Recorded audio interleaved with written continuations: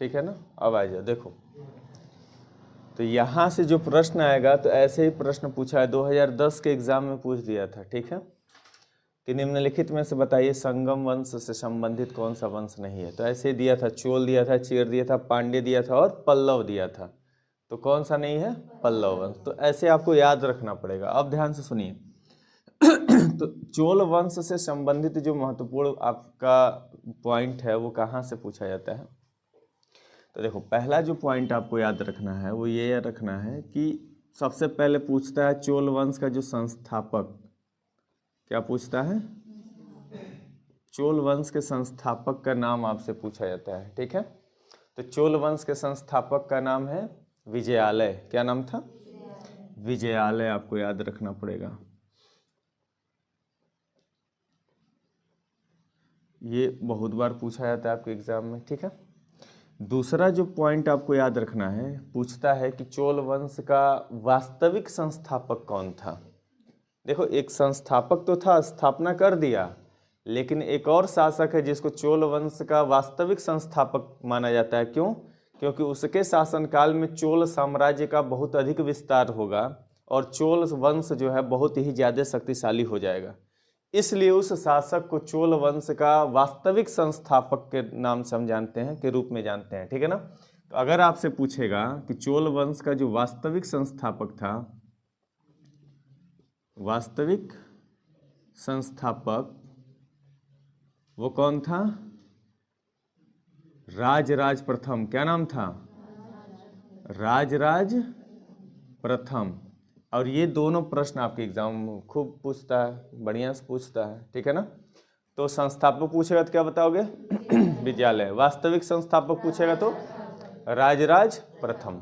Clear हो गई बात। अब आइए, यहां से एक प्रश्न ये भी पूछता है कि चोल वंश की राजधानी, क्या पूछता है? ठीक है ना। तो राजधानी, ध्यान से सुनिएगा, यहाँ से पीसीएस में प्रश्न पूछा गया था। आपके वनडे एग्जामिनेशन में एक प्रश्न पूछेगा, मतलब एक राजधानी के बारे में पूछेगा, लेकिन बड़े एग्जामों में जाओगे तो इसकी सारी राजधानियों को क्रम से देगा कि बताइए कि इसके बाद कौन कौन था, ठीक है ना।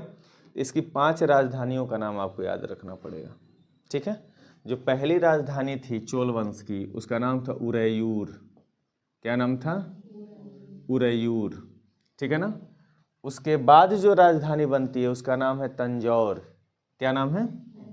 तंजौर। उसके बाद जो राजधानी बनेगी उसका नाम है गंगैकोंड। क्या नाम है? गंगैकोंड। गंगैकोंड। उसके बाद जो राजधानी बनेगी उसका नाम है चोलपुरम। क्या नाम है? चोलपुरम। चोलपुरम। उसके बाद जो राजधानी बनेगी उसका नाम है कांची। क्या नाम है? कांची, ठीक है ना। तो अगर आप वनडे एग्जाम दे रहे हो कोई भी, तो आपको एक ही नाम याद रखना। उरैयूर पूछ देता है आपके एग्जाम में कि चोल वंश की राजधानी क्या थी? उरैयूर की। सबसे पहले राजधानी उरैयूर को बनाया गया था। अलग अलग कालखंड में अलग अलग शासक आएंगे और उन शासकों के द्वारा अलग अलग राजधानियां बनाई जाएंगी, ठीक है ना। इस तरह से चोल वंश की क्रम से 5 राजधानियां बनी, ठीक है। तो पहला क्या था? उरैयूर था। दूसरा क्या था? तंजौर था। तीसरा गंगैकोंड था। चौथा चोलपुरम था और 5वां कांची था। क्लियर हो गई बात। अब सुनो, यहां से एक और प्रश्न आता है। यहां से पूछता है कि चोल वंश की जो भाषा थी वो भाषा क्या थी।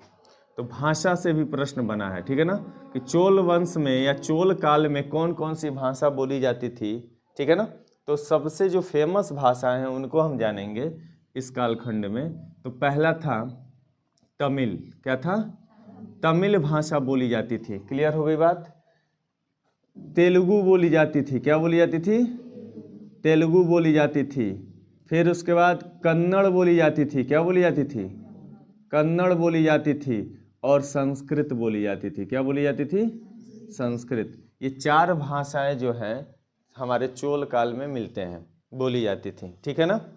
और देखो, यहाँ से पीसीएस में प्रश्न बना दिया था, पूछा था कि तमिल साहित्य का क्लासिक युग किस कालखंड को कहते हैं, तो चोल काल को ही तमिल साहित्य का क्लासिक युग कहा जाता है। क्या कहा जाता है? ये जो है, ये चोल वंश जो है या चोल काल है, ये तमिल साहित्य का, किसका बाबू? तमिल साहित्य का क्लासिक युग कहा जाता है। युग कहा जाता है। तमिल साहित्य का क्लासिक युग किसे कहते हैं? तो चोल काल को। याद रहेगा। इसका मतलब ये हुआ कि तमिल भाषा या फिर तमिल साहित्य से संबंधित चीज़ों का बहुत ज़्यादा विकास कब हुआ? चोल काल में हुआ, है ना। तमिल साहित्य का ज़्यादा से ज़्यादा विकास किस काल में हुआ?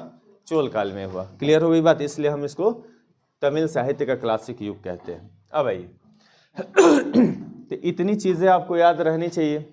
अभी शासकों को पकड़ेंगे और एक एक शासक के बारे में हम पढ़ेंगे, ठीक है ना। पहले हम देख लेते हैं कि जो चोल वंश है, तो चोल वंश की जानकारी का जो स्रोत है ना, किसका स्रोत? जानकारी का स्रोत कहाँ कहाँ से मिलता है, हमें कौन कौन सी जानकारी कहाँ से मिलती है? तो दो चीज़ें मैं बताया हूँ। पहला क्या देखना है? पुरातात्विक स्रोत। पहला क्या देखना है? पुरातात्विक स्रोत देखना है, और दूसरा साहित्यिक स्रोत देखना है। साहित्यिक स्रोत मतलब जहाँ से चोल वंश की जानकारी हमें मिलेगी, ठीक है। अब सुनिए, पुरातात्विक में तीन चीज़ों को हम याद रखेंगे। एक अभिलेख है, जिस अभिलेख का नाम है उत्तर मेरूर अभिलेख। क्या नाम है? उत्तर मेरूर अभिलेख। अभिलेख, और ये जो अभिलेख है बड़ा इंपॉर्टेंट है, बहुत ज़्यादा इंपॉर्टेंट है। आपके यूपीएससी में स्टेटमेंट बना है, आईएएस की परीक्षा में, और पीसीएस में भी पूछा गया है कि यह जो उत्तर मेरूर अभिलेख है वो चोल वंश के किस शासक से संबंधित है। तो शासक का नाम याद रखना पड़ेगा कि किस शासक से संबंधित है अभिलेख। और यह अभिलेख क्या होता है मैं पहले पढ़ा चुका हूँ, बता चुका हूँ, ठीक है ना। अब सुनिए, तो जो उत्तर मेरूर अभिलेख है, चोल वंश का एक बहुत ही प्रतापी शासक था जिसका नाम था परांतक प्रथम। क्या नाम था? परांतक प्रथम। परांतक प्रथम। तो ये चोल वंश के शासक परांतक प्रथम से संबंधित था यह अभिलेख, ठीक है। अब यहाँ से आपके पीसीएस में एक और सवाल बना है, ठीक है ना। यहाँ से इस अभिलेख से एक बहुत बड़ी जानकारी मिलती है। कौन सी जानकारी मिलती है? तो स्थानीय प्रशासन के बारे में जानकारी किस अभिलेख से मिलता है, ये भी पूछा गया है। तो कहाँ से मिलता है? उत्तर मेरूर अभिलेख से। किसकी जानकारी मिलती है? स्थानीय प्रशासन की जानकारी मिलती है, मतलब ग्रामीण प्रशासन की, ग्राम प्रशासन की जानकारी कहाँ से मिलती है?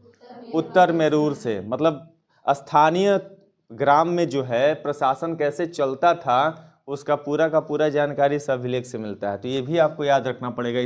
इस अभिलेख से स्थानीय, किसका बाबू? स्थानीय प्रशासन, स्थानीय प्रशासन की जानकारी मिलती है। क्लियर है?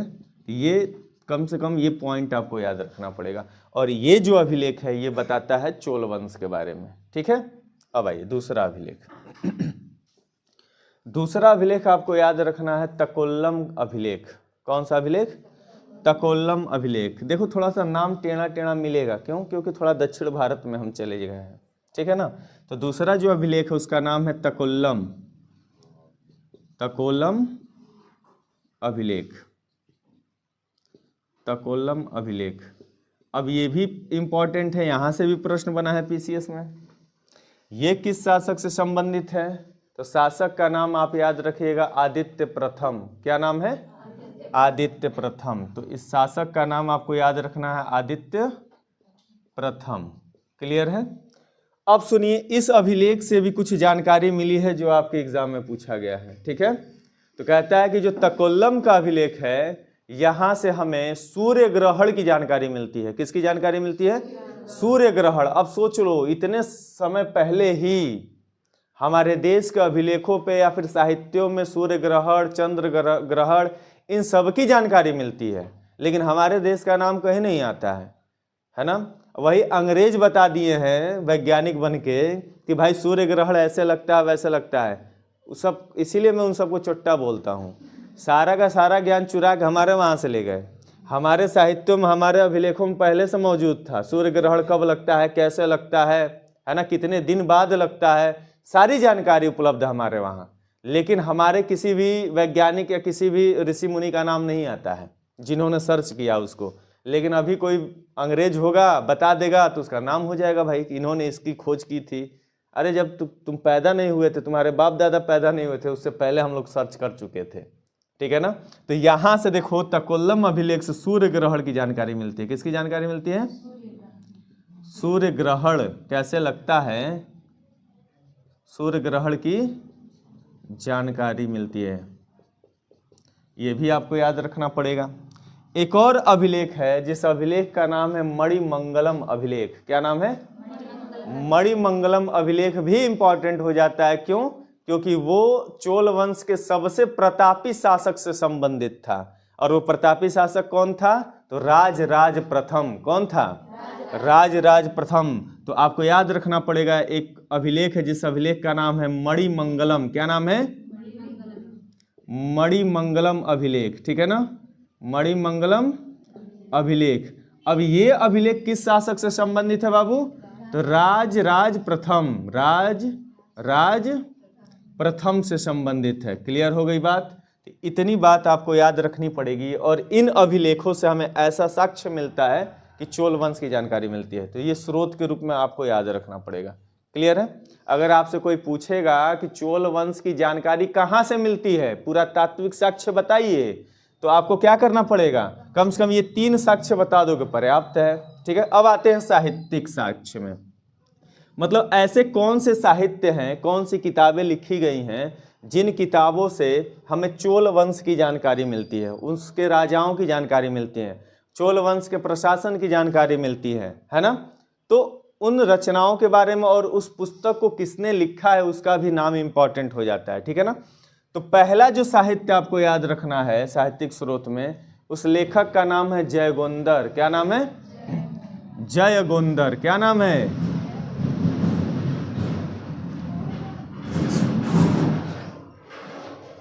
क्या नाम है? जयगोंदर। याद रहेगा। इनकी जो रचना है उस रचना का नाम आपको याद रखना है, बहुत इंपॉर्टेंट है, पूछा गया है। ठीक है ना एग्जामों में। इनकी रचना का नाम है कलिंग तुपर्णी। क्या नाम है? कलिंग तुपर्णी। कलिंग तुपर्णी। ठीक है ना। तो आपको इनकी रचना का नाम याद रखना पड़ेगा कि जयगोंदर ने कलिंग तुपर्णी नामक रचना किया था और इसमें चोल वंश की जानकारी मिलती है। क्लियर हो गई बात? अब आइए दूसरा जो लेखक आपको याद रखना है, एक लेखक है जिसका नाम है सेक्किलार। क्या नाम है? सेक्किलार। सेक्किलार। सेक्किलार ने एक रचना किया जिस रचना का नाम है पेरिय पुराणम। क्या नाम है? पेरिय पुराणम। पेरिय पुराणम। अब इसमें से भी जो है चोल वंश की जानकारी मिलती है। ठीक है ना। तीसरा रचना आपको याद रखना पड़ेगा जो बहुत ही ज्यादा इंपॉर्टेंट है, बुद्धमित्र। क्या नाम है? बुद्धमित्र। क्या नाम है? बुद्धमित्र। और इनकी रचना का नाम है वीरे सोलियम। क्या नाम है? वीरे सोलियम। आपको याद रखना पड़ेगा वीरे सोलियम। तो इस तरह से हम देख पा रहे हैं कि हमें स्रोत के रूप में इतनी जानकारी मिलती है। यहाँ से अभिलेखीय साक्ष्य मिलता है जहाँ से हमें चोल वंश की जानकारी मिलती है। यहाँ पे साहित्यिक स्रोत ऐसे हैं जहाँ से हमें चोल वंश की जानकारी मिलती है। तो इतना आप पहले लिख लो, फिर हम आगे बढ़ते हैं। ठीक है। हाँ, थोड़ा सा आप तैयार हो जाओ, थोड़ा गुनगुनाना है। तैयार हो? लिख लिए ना? चलो आ जाओ। चलो सबको बोलना है। ठीक है। चोल वंश का संस्थापक कौन था? वास्तविक संस्थापक? बहुत बढ़िया। और चोल वंश की राजधानी लाइन से बोलो।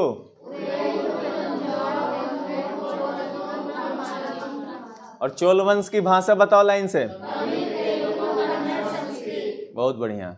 और एक और पॉइंट है, बोलो। ठीक है ना, ये प्रश्न बन चुका है। ठीक है ना, भूलिएगा नहीं। अब सुनिए, स्रोत, पुरातात्विक स्रोत में पहला क्या है? किससे संबंधित है?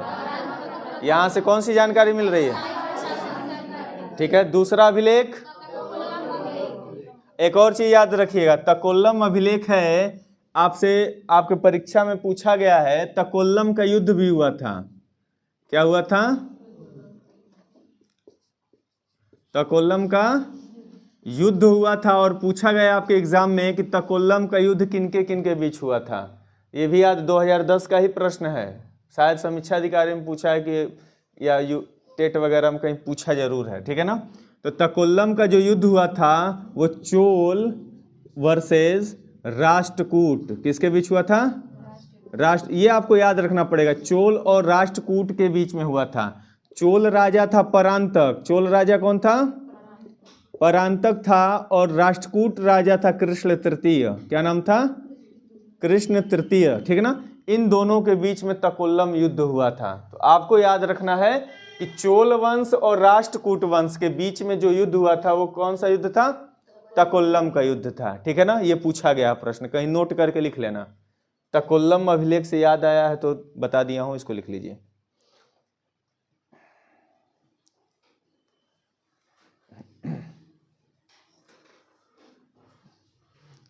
और इसमें जीता कौन था? तो राष्ट्रकूट जीता था। ठीक है ना बाबू। जीता कौन था? तो राष्ट्रकूट विजयी रहे थे इसमें। हटे, अच्छा हट गए, लिख लिए। मैं मिटाऊं और ऊपर से तो मिटा ही सकता हूं। चलिए अच्छी बात है, मिटाता हूं। फिर हम थोड़ा सा कुछ शासकों को पकड़ते हैं चोल वंश के, और उन शासकों के बारे में थोड़ा बहुत पढ़ लेते हैं जो आपके एग्जाम में पूछे गए हैं। ठीक है ना। तकोल्लम का युद्ध लिख लिए, मिटा दूं?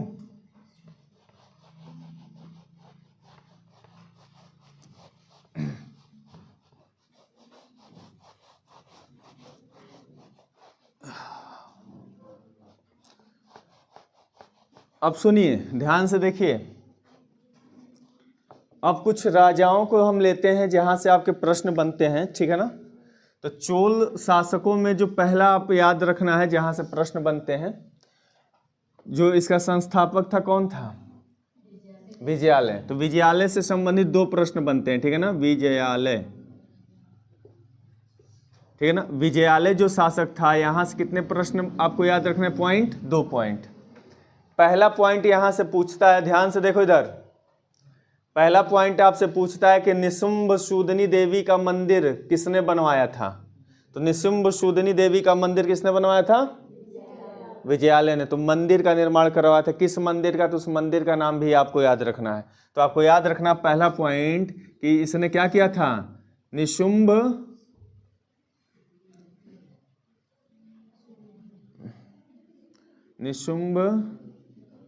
सूदनी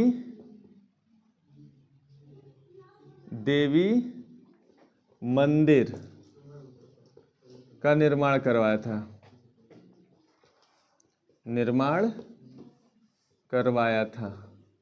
तो आपसे ये प्रश्न बन चुका है, पूछा गया निशुंभ सूदनी देवी का मंदिर का निर्माण किसने करवाया था? तो आपको याद रखना है विजयालय ने। दूसरा बहुत ही ज्यादा इंपॉर्टेंट है वनडे एग्जाम वालों के लिए। दूसरा पूछा है कि इसने एक उपाधि धारण किया था, उस उपाधि का नाम पूछ देता है। तो नर केसरी की उपाधि धारण किया था इसने। किसकी उपाधि? नर केसरी की उपाधि धारण किया था। तो ये उपाधि याद रखना। उपाधि वनडे वाले ध्यान देना, उपाधि बार बार पूछा जाता है। तो उपाधि क्या लिया था? तो उपाधि याद रखना है नर केसरी। अब सुनो, यहां से उपाधि से प्रश्न और पूछता, मैं नोट करके यहां बता रहा हूं। देखो यहां कंफ्यूजन होता है, और यहां से प्रश्न पीसीएस में भी पूछा गया था। ठीक है ना। जो विजयालय था, ध्यान से देखिए, मैं एक जगह लिख दे रहा हूं। विजयालय, जो विजयालय था वो नर केसरी की उपाधि धारण किया था। नर केसरी की उपाधि धारण किया था। एक और शासक आएगा राजेंद्र द्वितीय। राजेंद्र द्वितीय ये करेगा प्रकेसरी की उपाधि धारण। प्रकेसरी की उपाधि धारण करेगा। और एक और आएगा वीर राजेंद्र। वीर राजेंद्र, और ये राज केसरी की उपाधि धारण करेगा। राज केसरी की उपाधि धारण। मैं तीनों एक जगह इसलिए बताया हूं क्योंकि आपके पीसीएस के एग्जाम में ये तीनों दे दिया था और पूछा था कौन मिलान कीजिए, ठीक है ना।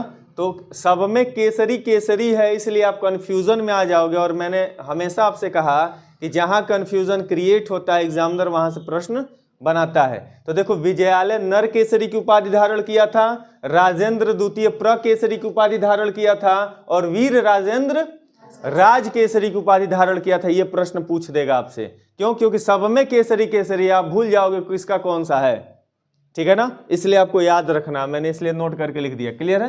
अब आइए, जो दूसरा शासक आपको याद रखना है आदित्य प्रथम। क्या याद रखना है? आदित्य प्रथम। यहां से भी प्रश्न बनता है, ठीक है ना। तो यहां से भी आपको याद रखना पड़ेगा 2 पॉइंट, ठीक है। आपसे प्रश्न बन चुका है, पूछा गया है कि चोलों के स्वतंत्र राज्य की स्थापना किसने किया था? तो क्या याद रखना है?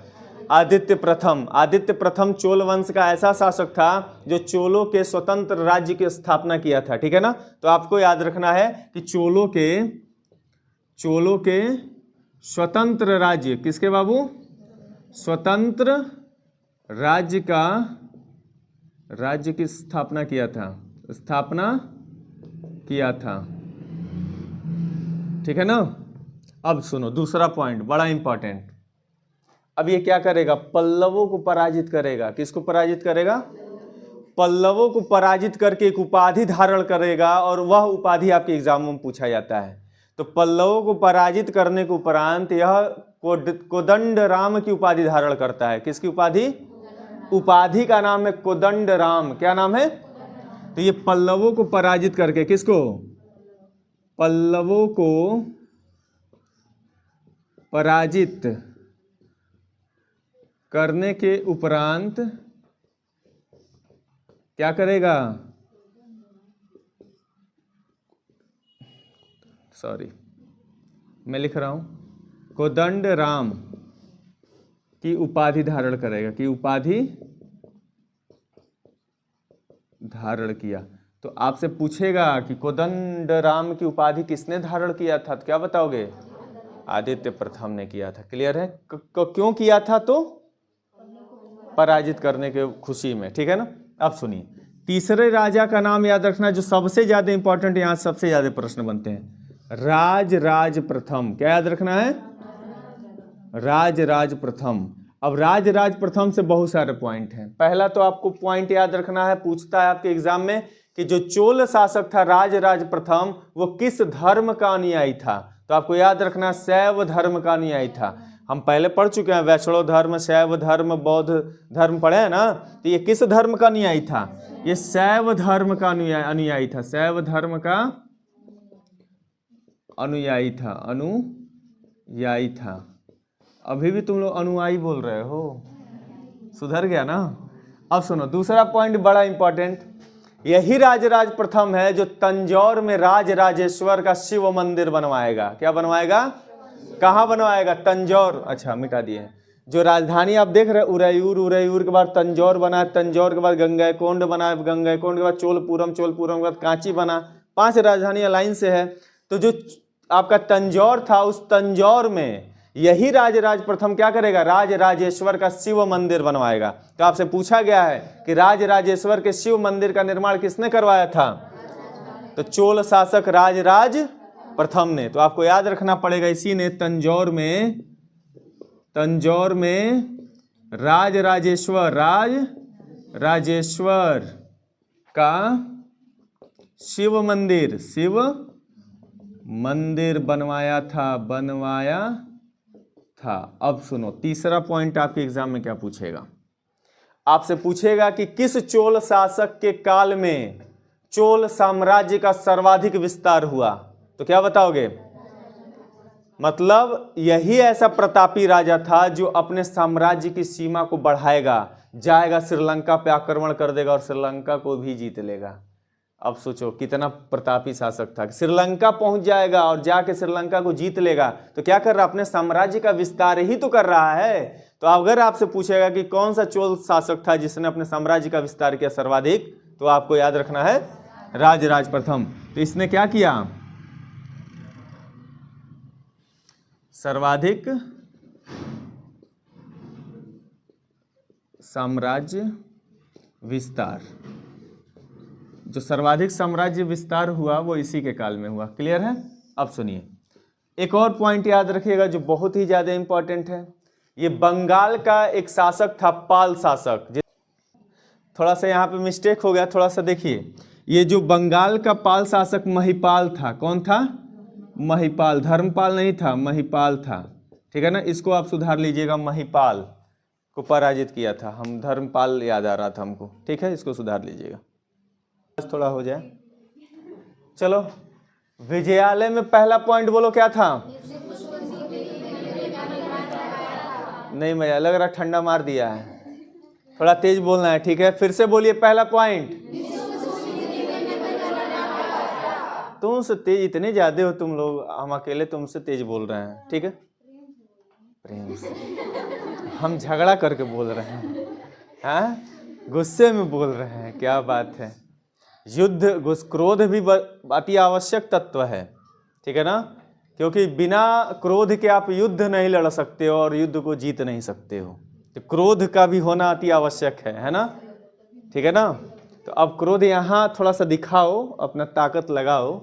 चलिए, विजयालय कौन सी उपाधि धारण किया था?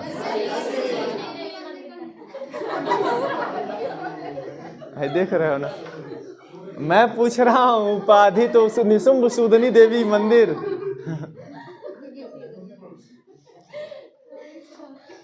ये सब जो है ना पीछे चले जा रहे हैं सब। आ जाओ, सुनो, अब फिर बोलना है। ठीक है ना, विजयालय कौन सी उपाधि धारण किया था? बहुत बढ़िया। और राजेंद्र द्वितीय, वीर राजेंद्र। यहां से प्रश्न फंसेगा और आप भी फंस जाओगे। क्यों फंस जाओगे? क्योंकि सब में केसरी केसरी ये सोचोगे, कोने में प्र लगाएं, कोने में राज लगाएं और कोने में नर लगाएं। तो नर, प्र, राज, यही तीन चीजें हैं, याद रखना किस में है। ठीक है ना। अब सुनिए, आदित्य प्रथम का पहला पॉइंट बोलो। चाहे चाहे मत करो, तेज बोलो। चलिए, इसका दूसरा पॉइंट बोलो।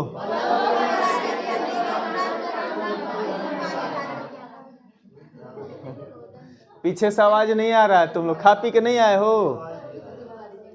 कल का तो खूब पार्टी मनाया, 1 जनवरी था ना, तुम लोग मानने वाले हो। हाँ, राज प्रथम का पहला पॉइंट क्या है? दूसरा, तीसरा, आपसे पूछेगा कि किस चोल शासक के काल में चोल वंश का साम्राज्य विस्तार सबसे ज्यादा हुआ था?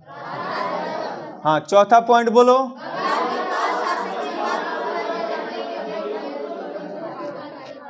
कौन सा उपाधि का नाम बोलो? गंगैकोंड चोल, बोलो। बहुत बढ़िया। पांचवा बताओ।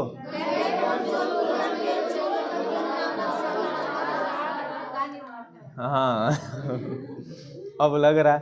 तो ये जगह का नाम है गंगैकोंड चोलपुरम, बोलोगे? और जो तालाब का नाम है चोल गंगम का निर्माण किसने करवाया था? छठा पॉइंट बोलो। क्लियर है? इसमें कोई दिक्कत? मिटा दूं? चलिए, अब कुछ पॉइंट है, मैं नोट करके लिखवा दे रहा हूं, बोल के लिखो। चलो जल्दी लिखो।